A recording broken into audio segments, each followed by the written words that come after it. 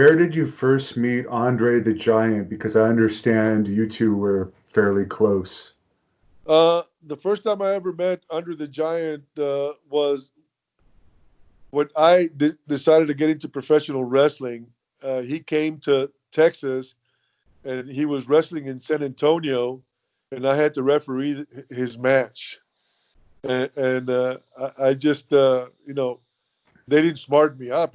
Even as a wrestler, they didn't smart me up. And, I was scared to death of Andre, but we became close. Then when I went to Atlanta and he flew into Atlanta to do all the battle royals, he would do like 2 or 3 weeks of battle royals in Atlanta.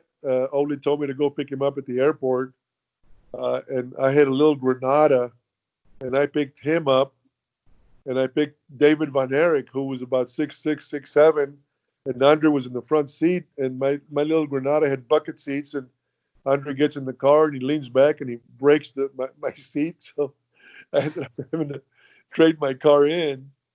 Uh, but if Andre liked you, he liked you. If he didn't like you, I mean, you'd know.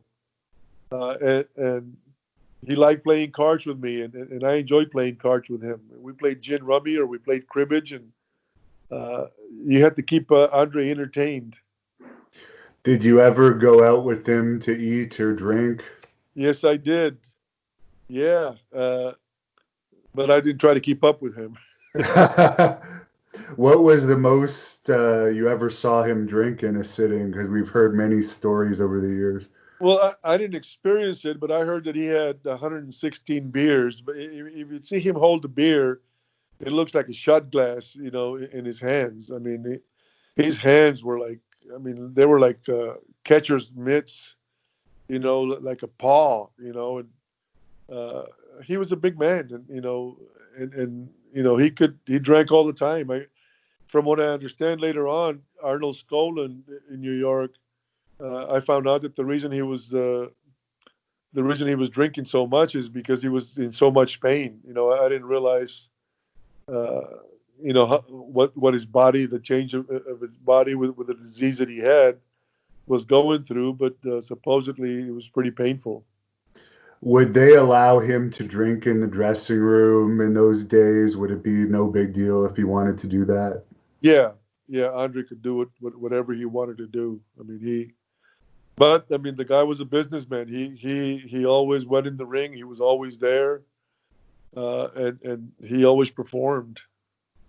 Is it true that he really held something against Big John Studd? Uh, I I I just know for a fact that I remember we were doing the TV taping, and one of the top matches there was Andre against John Studd. They had a feud going on. The Giants. I from what I understand, I heard rumors. I don't know if it's true or not, but he wasn't too happy when John Studd started going in the ring. Climbing the top rope.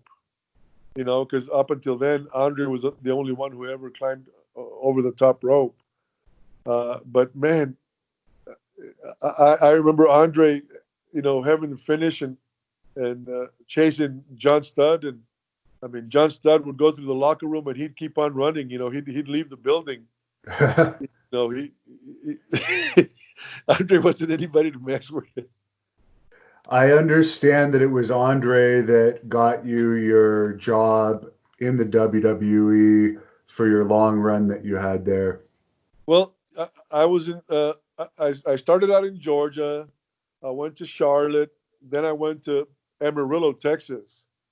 That's where I went to college, and they, uh, Blackjack Mulligan and Dick Murdoch promised me they were going to give me a big, big push and make me an intercontinental star.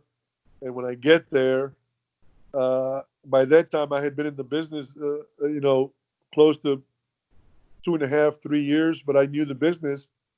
And my first TV taping was against Stan Lane, and he was also coming in new, and Dick Mulligan wasn't there, and I believe Mulligan did want to give me a big push, but Dick Murdoch was a baby face, and he probably wanted to make sure that I didn't get over. So I go on my first TV taping, and he made me and Stan Lane go 10-minute draw. And I realized, I said, if they're going to give me a big push, 10-minute draw on TV with an unknown, you know, it's not the way to go. I only lasted about 2 months there. And Andre came by. Uh, Again, like I said, Andre would come in and business would pop because he would start doing the battle royals all over the place. And by that time, I had become close friends. Whenever Andre would be around, he'd travel with me. I would pick him up at the airports. I would drive him around. I'd hang out with him at night. He even stayed in my apartment, and I let him sleep in my bed.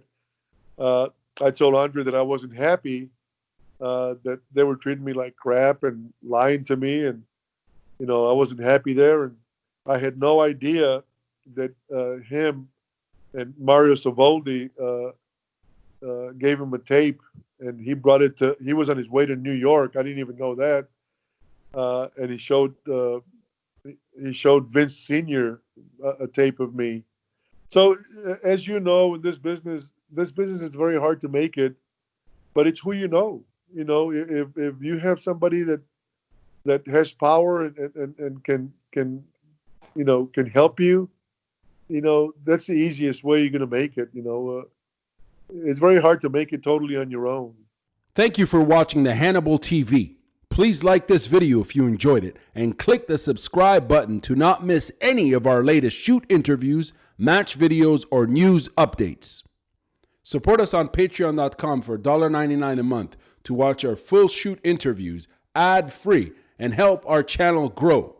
Follow us on Twitter at the Hannibal TV for instant updates.